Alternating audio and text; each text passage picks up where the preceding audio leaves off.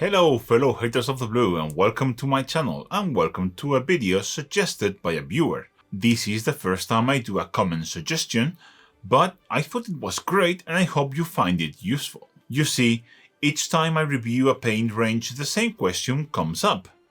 Should I buy the whole range? And my answer is always no. You should never buy the whole range of anything. It's too big of an investment, and what if you don't like them? When we review paint, it's always through our own preferences and needs. Those might not align with yours and there's nothing wrong with that. So a better question to ask would be, what would be your perfect paint set? What paint would you choose knowing what you know now if you were to start and had to buy all new paints? Well, that's what I'm going to answer here today. The first thing we should ask is how many paints can we include? I personally think 50 paints hits the sweet spot. They are enough to have some nice variety and not have to mix too much, but also are restricted enough you're not going to spend too much money buying them. Please have in mind that for this list I chose to not include any metallics, inks, shades or contrast type paints. If this video gets good traction and people are interested in a follow-up, I will make a second video covering those. Please let me know in the comments if you would like to see that. With that in mind, let's build what I think is the perfect 50 paint set. But before we start, please let me give you a quick thank you to today's video sponsor, World Anvil. Are you a tournament gamer? Of course you're not. You like to play immersive and narrative campaigns, don't you? But you are always left behind, aren't you? It seems no one makes tools to help narrative tabletop players out. Worry no more, Billy. World Anvil is here. World Anvil is an ultimate all-in-one software for tabletop gamers, fantasy novelists, and anyone who loves creative world building. World Anvil is not just one tool, it's 3 complete creative toolsets: a world building suite, a campaign manager, and a novel writing and publishing tool. Interactive maps and tools can help you build and track progress on your Age of Sigmar or Warhammer 40,000 narrative games. Keep essential lore and stats one quick click away for fast, hassle-free prep and immersive sessions. But not only that, if you like to write Warhammer-inspired fanfiction, World Anvil is a novel planner and world-building app with features like family trees, mind mapping, and plot templates. Based on proven storytelling methods, you can finish that story, and with publishing, subscription, and monetization tools, you can build your fan base. See why 2 million game masters use World Anvil for their campaigns. Go to worldanvil.com now and use the code Juan to get an amazing 51% off of your yearly plans. Whether you are an RPG enthusiast or like to create narrative tabletop campaigns, check out worldanvil.com and don't forget to use the code Juan with your yearly plans. Thanks World Anvil for sponsoring this video, and now, let's get cracking. 50 paints to review are quite a lot, so I've decided to divide them into general hues. The idea is to have a triad for each category with some small exceptions, so painting can be quite straightforward, but choosing colors that will help painters out while they transition from a formulaic style of painting to a more creative and free approach. A small disclaimer: this section comes from the paints I own. Certain brands are very hard to get, and if I don't own it, I can't know if I like them. Duncan paints are a great example of that, same for Reaper. So my selection will mainly come from Vallejo, Citadel, AK and Pro Acryl. Let's start with the first one, shall we? Yellows. For the yellows I've chosen a very classic yellow triad, a very light yellow, a medium tone yellow with some white in it so it covers better, and a pure dark yellow. So if I want to up the saturation of this, I can use this as a glaze or mix it in. And this, yes, this covers very badly, but it shouldn't cover well. It should be transparent, that's the key. I decided to include my first of the very useful colors, which is ice yellow. in my opinion, a staple in any painter's palette. You have different options across the brand. You can use Army Painter War Paints, which also have the same color. AK also has the same color. You can use Dawn Yellow from Citadel. It doesn't matter. I just chosen Ice Yellow from Model Color because it's the classic one. It's the one that everyone has. Oranges.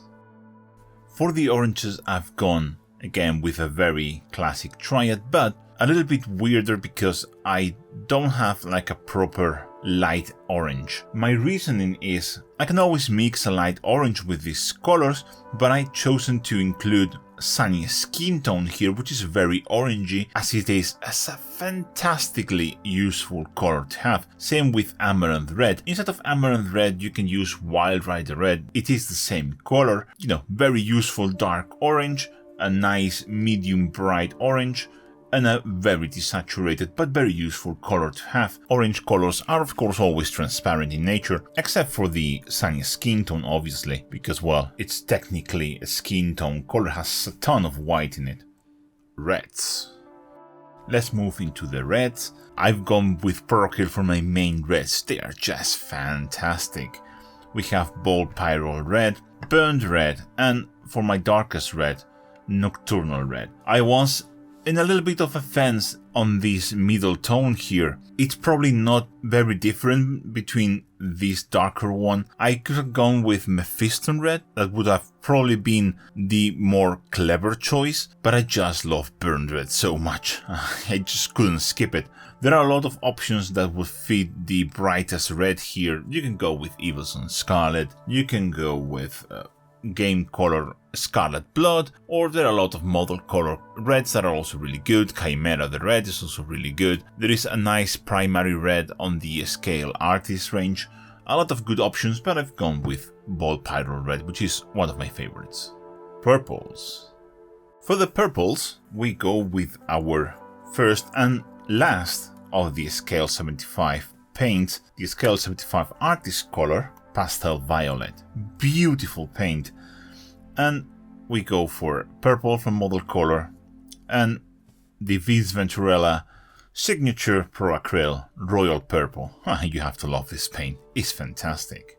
This triad is very self-explanatory. It's a very 1, 2, 3 kind of triad, but very useful. Super nice colors, they are all fantastic. This triad does lean a lot into the warmer spectrum of the purples. Some people may not like the Scale 75 choice. I just think it's fantastic paint, but it's not user-friendly. It's not beginner-friendly at all, but it's so good. It's also very transparent, so be aware of that. And for some reason, they taste so good. Pinks. Pinks and magentas are a category that I think it's crucial to have, especially in the darker tones, but they are so useful to not have to mix them. And I've gone for probably a weird pick with Pink Horror. I just love that color so much. It's also so unique, very difficult to mix, and very special. One of my favorite pinks ever made. Then a classic Screamer Pink. There are a ton of options that are very similar to Screamer Pink. You can choose whatever you want. And for the last pick, probably one of my favorite paints ever made. I know it looks like black, but it's not black. It's Evil Red from Game Color. You will see the undertone of this paint is absolutely magnificent. I personally couldn't live without this paint anymore. It's one of my staples. Blues. My choices for blues are all Model Color. They are just very good, but you can probably substitute this Prussian blue for Cantor blue. It's essentially the same paint, but this one just behaves better. They are all a little bit desaturated, and that's because I prefer to start with like a desaturated mid-tone like this Prussian blue or Cantor blue, and then highlight using teals instead of blues, but I included like a nice cyan color, just because it's useful to have a cyan color, even though I normally don't use it. And for my shadows, I went for Infantry blue, which is a very dark, again, very transparent blue. You want dark transparent colors for your shadows. It's so much better, it gives you so much more depth, and Infantry blue is a fantastic choice. except for the darker stone, all of the blues that I've picked cover very well. And that's one of my main frustrations with the blues, is that they don't cover well. So my choice of good covering blues, even if they are a little bit desaturated or a little bit not pure blues, makes sense, at least for me. Teals. Let's move into probably my favorite colors, teals. And my light choice is very obvious. You've seen me use it thousands of times. It's one of my favorite light teal colors, Temper God Blue from Citadel, and one of Citadel's best paints. A super easy choice. Then I went for Turquoise from the game color range. It's such a beautiful paint, and it covers surprisingly well. And I went for another of those colors that I think everyone should have in their palettes, Dark Sea Blue from Vallejo model color. There are different options for this one. Into by Darkness is essentially the same paint, but I like the model color version better. Whatever one you buy, it doesn't matter, but you want that color in your palette. It's extremely useful, one of those universal shadow colors that just works perfectly well, no matter which color you put it over. It's a great color to have. Greens. My green selection is also a classic. I went for the Scorpy green, deep green, and, well, a little bit of a curveball with Kimera Pthalo green. Scorpy green and deep green, or mood green and warpstone glow, extremely useful colors to have. I just went for the Vallejo versions because I honestly like them better, especially the deep green versus warpstone glow. Warpstone glow, I like transparent paints, but that paint might be a little bit too far down the rabbit hole of transparency. And for my dark green, I went for another of those useful colors to have, Pthalo green. It is a pure pigment paint again, which means it's extremely transparent but so rich and powerful. You can tint anything with this. You can make cold greens, mixing a little bit of white into this. Extremely useful color to have, and a great addition. If you mix this with a little bit of black, you will get a really rich dark green, or you can just glaze it to add instant shadows. Fantastic. As with all the pure pigment paints, it has an extremely rich undertone. And as I said, the reason I don't have any cold greens is because you can very easily make them using the Pthalo green. Just add a little bit of white and you get different shades of cold greens. I very much prefer to use more the warm greens, so for me it's a super easy choice. Olives and bone colors. Here we are deviating from the norm in the sense that instead of 3 paints for a triad, I just went with 2 of each category. So we have olives and bone colors. And I went for 2 because it's so easy to just use one of the browns that we're going to see later to add another tone here.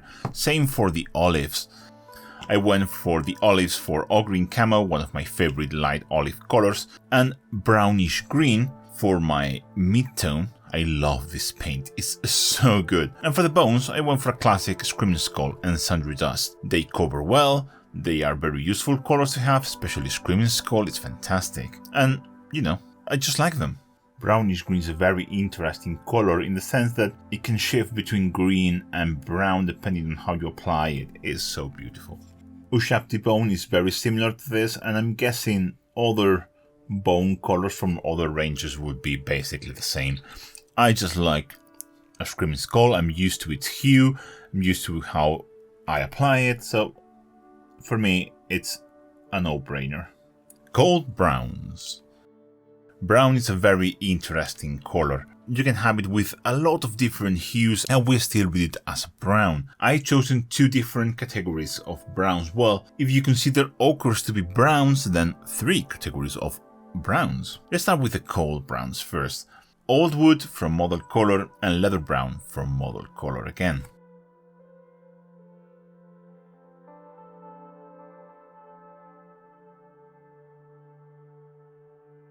Ochres. For the ochres, I have 4 different colors of 2 different temperatures. We have warm ochres and cold ochres, all from Vallejo and slightly different ranges. We have ochre brown, A Scrofulous brown, which is extremely transparent, a fantastic paint to have. Ochre brown, you can substitute it for Overland Sunset, it's essentially the same paint. I just prefer ochre brown, it just behaves better in my opinion. And then for the cold ochres I went for Japanese uniform and English uniform. Fantastic paints to have, especially if you're doing NMM. All of these paints are great for NMM, but if you're going for a colder look, these are amazing. The same way we use Abaddon Sunset as a base coat for yellows, ochre brown will serve the same purpose. Obviously, it's never going to cover like amazingly well. It's still more or less a yellow, but it covers much better than the yellows themselves, and it also provides a different shading color for yellow if you want to go outside the orangey look. A Scrofulous brown, you've seen me use it in my easy gold NMM video. It has a beautiful undertone, sort of like an Indian yellow kind of color. It's very unique and very beautiful. Warm browns. To end with the browns, we have the last of the 3 brown paints, very warm browns. I went for red leather, burnt red, and mahogany from Acryl. One of my favorite paints ever made. I use mahogany all the time. This triad is again very self-explanatory. I don't think I need to add basically anything to these colors. It's just a simple triad of warm brown colors.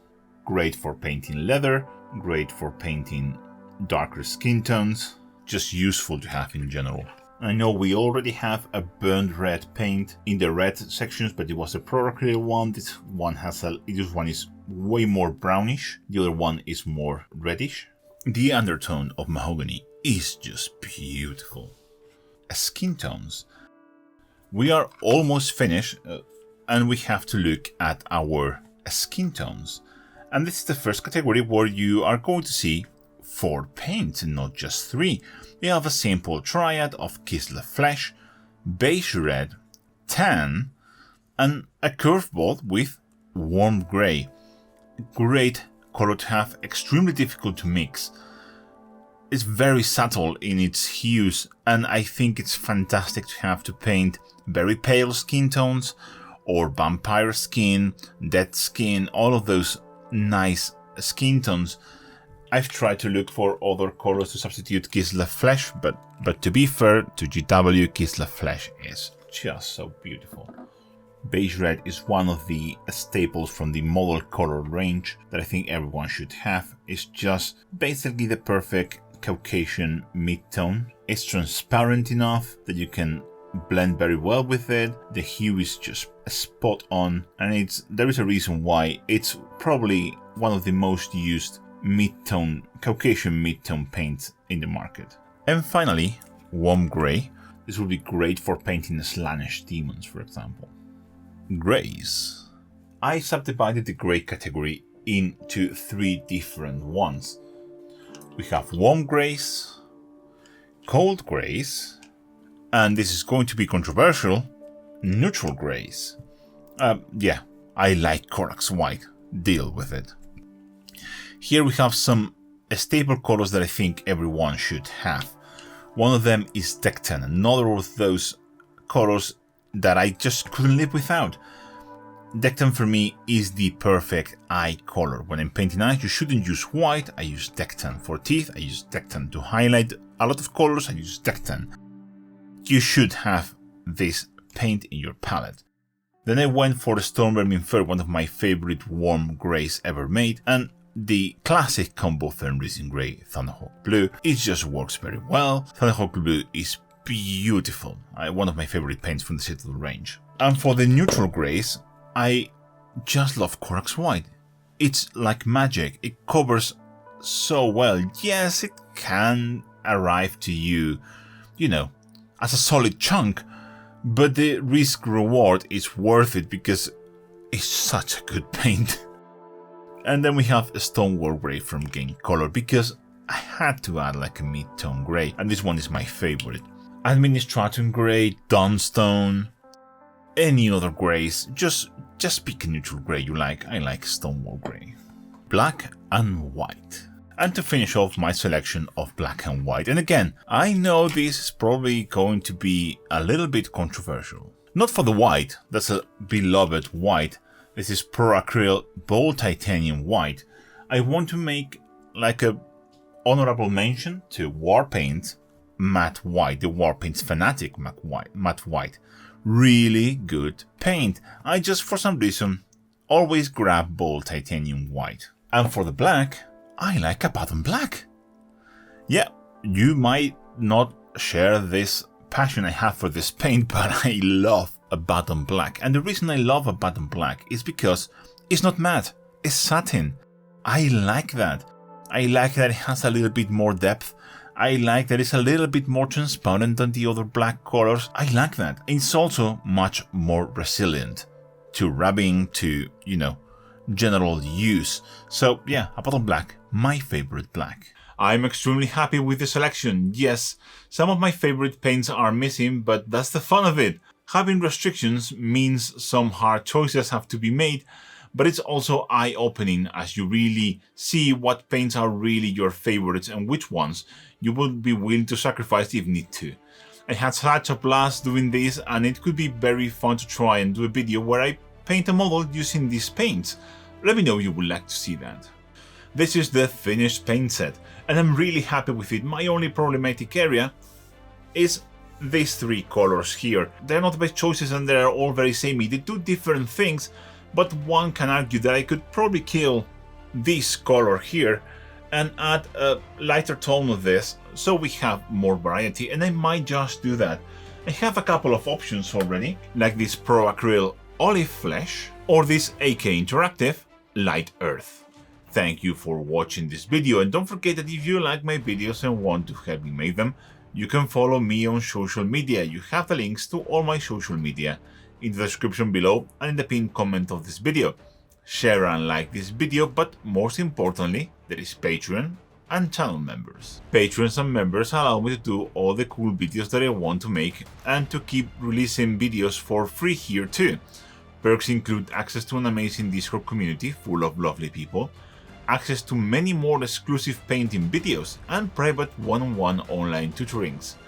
Help me enjoying the list of the coolest persons in the planet, including Mathix, Wandering Paria, Steofine, Kevin Frank, Bran G, Peter McIlroy, Quintan Go, TTSS Productions, Jay Hoover, Nicholas Acebar, Minis by Abe, Will Harris, Space Cat, Vangeline, William Febri Albeo, Jessica Curtis, Emily Queen of the Sloths, Nicholas Davis, Icon David, Pablo Cuesta, Benjamin Barber, Tom Posey, Pumpkin Hill, Chris Black, Matthias Babiuk, Andrea Michensko, Aaron Miller, Jake Staines, Stefan Zimmerman, Andrew Walden, Tom, Dr. Mike, Martin Breveroa, Sheshwal, PJM, David Ridey, Matt Wallis, Cross24, Robert Macmillan, Mark Carter, Chester Ross, Matt Griffiths, Arkelaos, Tyler Hughes, Keith Gilroy, Old Man Gaming, Spicy Joe, Mark Watson, Hamish Donald, Matthew Lang, Iñigo García, Stavros Stavro, Shinji Guo, Mark Regueira, Romain as Miniatura, Just Rex, Joe Offoot, Dr. Cathaber, Angelos Alexou, Des, Rainer Hogbar, Mark Bellencoop, Felix Franke, Aaron Bernstein, Daniel Ramin, Phil Wahlberg, Terry Denham, Plunge, Beyond, Howard Holville, Stephanie Owl, Painting Peter, Stephen Rockford, Chris Broga, Roger Nilsson, Oscar Jonathan Thomberg, Ning Nguyen, Dan Mako, Cristalios, Kevin Mian, Darcy Farrar, Natius Maximus, Arondel, Javi Mota, Emon Patton, Adam Thaxton, Gareth Smith, Keith Ansel, Mark Atkinson, Mike Jarvis, Fergal, Joe Simpson, Christoph Moret, G4, Dr. B, Bartoli Mukahusa, Leonard Lindemann, Kieran Murther, Andrew Dyer, and Kevin Sulars. And as for me, I will catch you in the next one. Bye!